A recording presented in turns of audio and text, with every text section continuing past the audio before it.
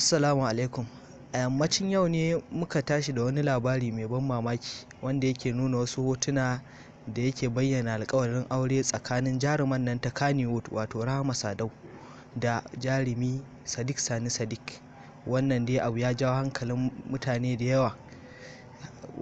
Daga majiya mai ƙarfi kuma tana nuna cewa jarumi Ali Nuhu ya taya su murna ma ta shafinsa ta Instagram. Ko me ra'ayinku?